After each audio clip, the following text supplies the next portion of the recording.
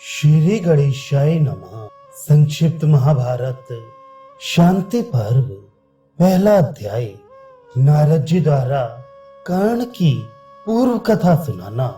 अंतर्यामी नारायण स्वरूप भगवान श्री कृष्ण, उनके सखा नर रत्न अर्जुन, उनकी लीला प्रकट करने वाली भगवती सरस्वती और उसके वक्ता भगवान व्यास को नमस्कार करके आसुरी संपत्तियों का नाश करके अंतःकरण पर विजय प्राप्त कराने वाले महाभारत ग्रंथ का पाठ करना चाहिए।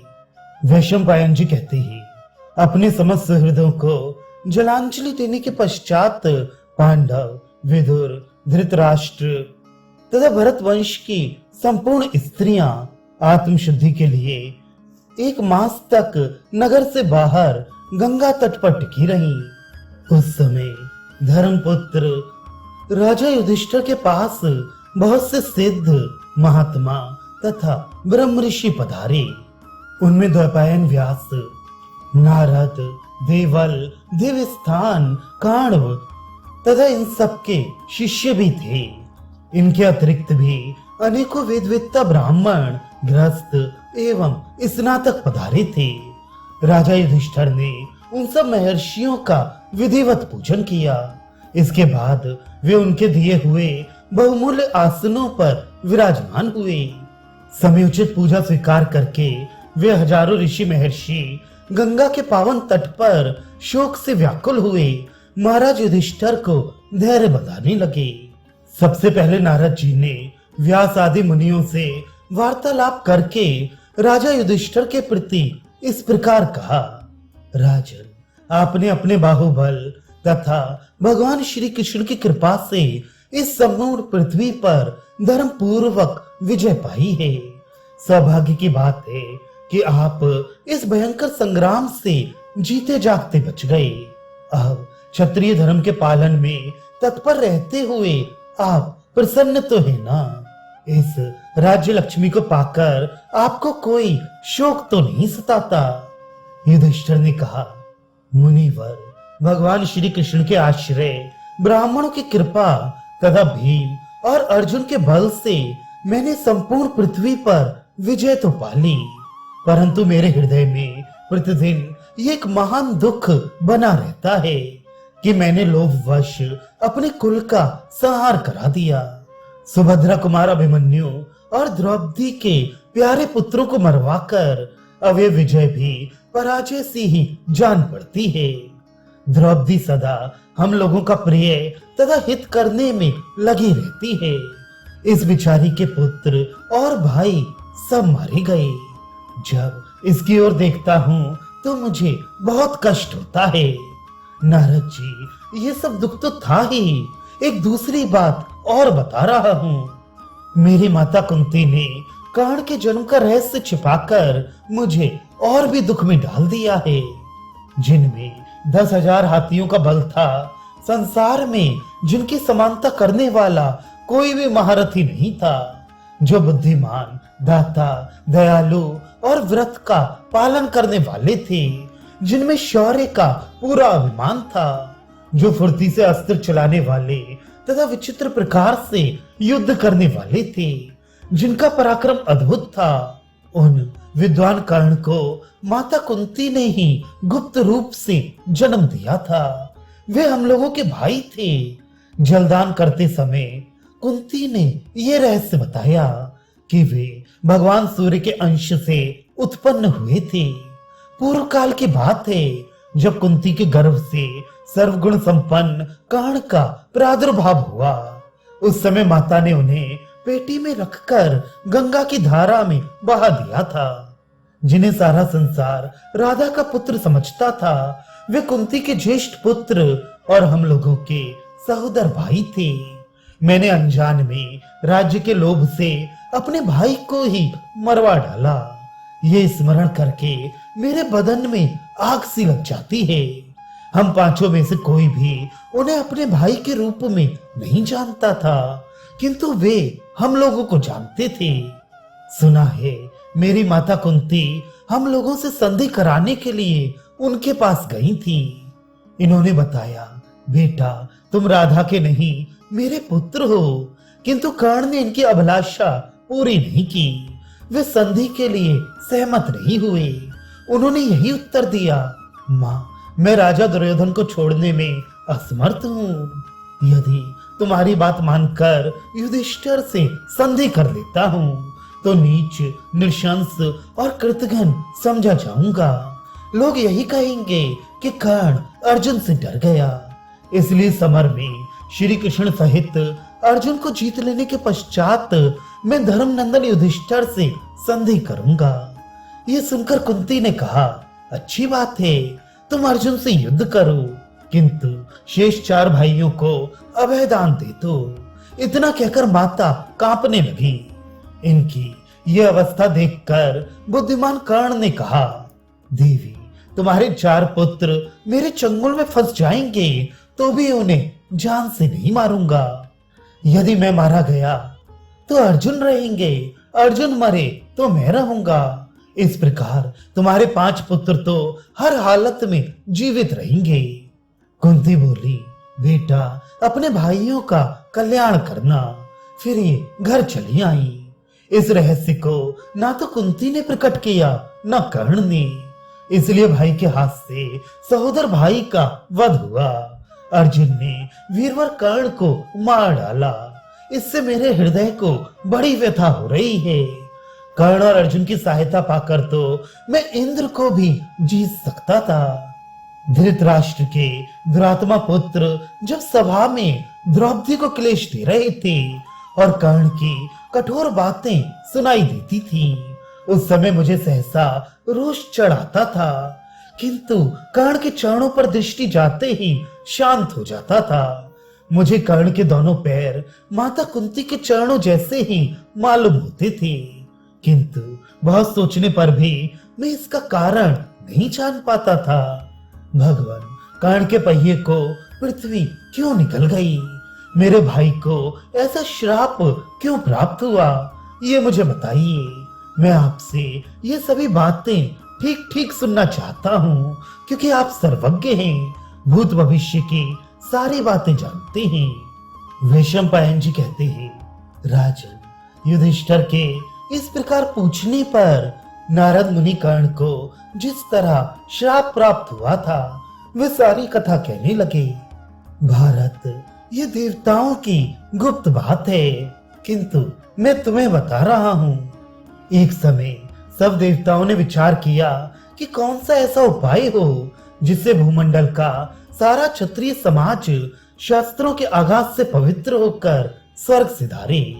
ये सोचकर उन्होंने सूर्य द्वारा कुमारी कुंती के गर्भ से एक तेजस्वी बालक उत्पन्न कराया। वही कर्ण हुआ। उसने आचार्य द्रोण से धनुर्वेद का अभ्यास किया। वह बचपन से ही भीमसेन का बल, अर्जुन की अस्त्र चलाने में फुर्ती, आपकी बुद्धि, नकुल सहदेव की विनय तथा श्री कृष्ण के साथ अर्जुन की मित्रता देखकर जला करता था। आपके ऊपर प्रजा का अनुराग जानकर वह चिंता से दग्ध होता रहता था। इसलिए उसने बाल्यकाल में ही राजा दुर्योधन से मित्रता कर ली।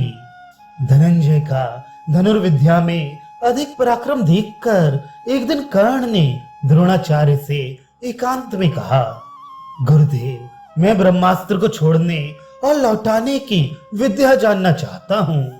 कर्ण के अर्जुन के साथ जो लाख डांट थी उसे द्रोणाचार्य जानते थे।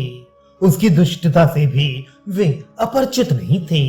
इसलिए उसकी प्रार्थना सुनकर उन्होंने कहा, कर्ण, शास्त्रोक्त विधि के अनुसार ब्रह्मचर्य व्रत का पालन करने वाला ब्राह्मण अथवा क्षत्रिय ही ब्रह्मास्त्र सीखने का अधिकारी है, दूसरा नहीं। उनके ऐसा कहने पर कर्ण ने बहुत अच्छा कहकर उनका सम्मान किया। फिर उनकी आज्ञा लेकर वे सहसा वहां से चल दिया। जाते जाते महेंद्र पर्वत पर पहुंचा और परशुराम जी के निकट जा भृगुवंशी ब्राह्मण के रूप में अपना परिचय दे उसने गुरु बुद्धि से उन्हें सिर झुकाकर प्रणाम किया और शिष्य भाव से वह उनकी शरण में गया। परशुराम जी ने भी गोत्र आदि पूछकर उसे शिष्य के रूप में स्वीकार किया और कहा, वत्स तुम्हारा स्वागत है, तुम प्रसन्नता पूर्वक यहाँ रहो। कर्ण महेंद्र पर्वत पर रहकर विधि पूर्वक ब्रह्मास्त्र का अभ्यास करने लगा। उस समय वहां उसे गंधर्व, राक्षस, यक्ष तथा देवताओं से मिलने का अवसर प्राप्त होता रहता था, इसलिए उन सबके साथ उसका बड़ा प्रेम हो गया। एक दिन की बात है, वह आश्रम के पास ही समुद्र के किनारे किनारे टहल रहा था। अकेला था और हाथों में तलवार तथा धनुष लिए हुए था। उसी समय एक वेद पाठी की गौ उधर आ निकली। मुनि अग्निहोत्र में लगे हुए थे। कर्ण ने अनजान में उसे कोई हिंसक जीव समझकर मार डाला। जब मालूम हुआ तो उसने अपने अज्ञानवश किए हुए अपराध को ब्राह्मण से जाकर कह सुनाया। ब्राह्मण देवता को प्रसन्न करने के लिए कर्ण बोला, भगवान मैंने अनजान में आपकी ये गाय मार डाली है, इसलिए आप मुझ पर कृपा करके ये अपराध क्षमा कर दीजिए। ब्राह्मण बिगड़ उठा और उसको डांटता हुआ बोला, दुराचारी तू मार डालने योग्य है, ले इस पाप का फल भोग। अंत समय में पृथ्वी तेरे रथ के पहिए को निगल जाएगी। उस समय जब तू घबराया होगा उसी अवस्था में शत्रु तेरा मस्तक काट डालेगा। ये शाप सुनकर कर्ण ने बहुत सी गौएं, धन तथा रत्न दे ब्राह्मण को प्रसन्न करने की चेष्टा की। तब उसने फिर कहा, सारा संसार मिलकर भी मेरी बात झूठी नहीं कर सकता। उसके ऐसा कहने पर कर्ण को बड़ा भय हुआ। दीनता से उसका मुंह नीचे की ओर झुक गया। फिर मन ही मन इस दुर्घटना को याद करता हुआ वह परशुराम जी के पास लौट आया। कर्ण की भुजाओं का बल, गुरु के प्रति उसका प्रेम, इंद्रिय संयम तथा सेवा भाव देखकर परशुराम जी उस पर बहुत संतुष्ट हुए। उन्होंने प्रयोग और उपसंहार सहित संपूर्ण ब्रह्मास्त्र विद्या उसे विधि पूर्वक सिखा दी। तदनंतर एक दिन परशुराम जी कर्ण के साथ अपने आश्रम के पास ही घूम रहे थे। उपवास करने के कारण उनका शरीर दुर्बल हो गया था, अतः थकावट आ जाने से उन्हें नींद सताने लगी। कर्ण के ऊपर उनका पूर्ण विश्वास एवं स्नेह था, इसलिए वे उसी की गोद में सिर रखकर सो गए। इतने में लार, मज्जा, मांस और रक्त का आहार करने वाला एक भयंकर कीड़ा जो बड़ा तीखा डंक मारता था कर्ण के पास आया और उसकी जांघ पर चढ़ गया। जांघ में घाव करके वह उसका रक्तपान करने लगा। इस प्रकार कीड़े के काटने से उसे व्यथा होती रही, किंतु उसने धैर्य पूर्वक उसे सहन किया और गुरु के जाग उठने के डर से कीड़े को दूर नहीं हटाया, बल्कि उसकी ओर से उपेक्षा कर दी। कर्ण के देह से निकले हुए रक्त की धारा से जब परशुराम जी का शरीर भीगने लगा तो वे सहसा जाग उठे और शंकित होकर बोले, अरे तू तो अशुद्ध हो गया, ये क्या कर रहा है? भय छोड़कर ठीक ठीक बता। तब कर्ण ने उन्हें कीड़े के काटने की बात बता दी। जो ही उन्होंने उस कीट की ओर दृष्टिपात किया, उसके प्राण पखेरु उड़ गए। ये एक अद्भुत घटना हुई। इतने में एक भयंकर राक्षस आकाश में खड़ा दिखाई दिया। वह दोनों हाथ जोड़कर परशुराम जी से बोला, मुनिवर आपने मुझे इस नरक के कष्ट से छुटकारा दिला दिया। ये मेरा बड़ा प्रिय कार्य हुआ। मैं आपको प्रणाम करता हूँ और अब जहां से आया था वहीं जा रहा हूँ। परशुराम जी ने पूछा, अरे तू कौन है और कैसे इस नरक में पड़ा था? उसने उत्तर दिया, तात सत्ययुग की बात है, मैं दंश नामक असुर था। एक दिन मैंने भृगु मुनि की प्राण प्यारी पत्नी का बलपूर्वक अपहरण किया। इससे क्रोध में आकर महर्षि ने ये श्राप दिया, पापी तू कीड़ा होकर नरक में पड़ेगा। तब मैंने उनसे प्रार्थना की, ब्राह्मण इस श्राप का अंत भी होना चाहिए। उन्होंने कहा, मेरे वंश में उत्पन्न हुए परशुराम की दृष्टि पड़ने से इस श्राप का अंत होगा। इस प्रकार में इस दुर्दशा को प्राप्त हुआ था और आज आपका समागम होने से मेरा इस पाप योनि से उद्धार हुआ है। ये कहकर वे महान असुर परशुराम जी को प्रणाम करके चला गया। अब परशुराम जी ने क्रोध में भरकर कर्ण से कहा, मूर्ख, तूने इस कीड़े के काटने की जो भयंकर पीड़ा बर्दाश्त की है, इसे ब्राह्मण कभी सह नहीं सकता। तेरा धैर्य तो क्षत्रिय के समान जान पड़ता है। सच सच बता, तू कौन है? उनका प्रश्न सुनकर कर्ण श्राप के भय से डर गया और उन्हें प्रसन्न करने की चेष्टा करता हुआ बोला, ब्राह्मण, मैं ब्राह्मण और क्षत्रिय से भिन्न सूत जाति में उत्पन्न हुआ हूँ। लोग मुझे राधा का पुत्र कर्ण कहते हैं। ब्रह्मास्त्र के लोभ से मैंने झूठा परिचय दिया था, मुझ पर कृपा कीजिए। विद्या प्रदान करने वाला गुरु निसंदेह पिता के ही समान है, इसलिए मैंने आपके निकट अपना भार्गव गोत्र बतलाया था। ये कहकर कर्ण दीन भाव से हाथ जोड़कर उनके सामने पृथ्वी पर पड़ गया और थर थर कांपने लगा। ये देख परशुराम जी ने हंसते हुए से कहा, मूर्ख, तूने ब्रह्मास्त्र के लोभ से झूठ बोलकर मेरे साथ कपट किया है। इसलिए जब तू संग्राम में अपने समान योद्धा से युद्ध करेगा और तेरी मृत्यु निकट आ जाएगी, उस समय तुझे मेरे दिए हुए ब्रह्मास्त्र का स्मरण नहीं रहेगा। अब तू यहाँ से चला जा, मिथ्यावादी के लिए यहाँ स्थान नहीं है। परंतु मेरे आशीर्वाद से युद्ध में कोई भी क्षत्रिय तेरी समानता नहीं कर सकेगा। परशुराम जी के ऐसा कहने पर कर्ण ने उन्हें प्रणाम करके वहां से लौटकर दुर्योधन से कहा कि मैं ब्रह्मास्त्र सीख आया।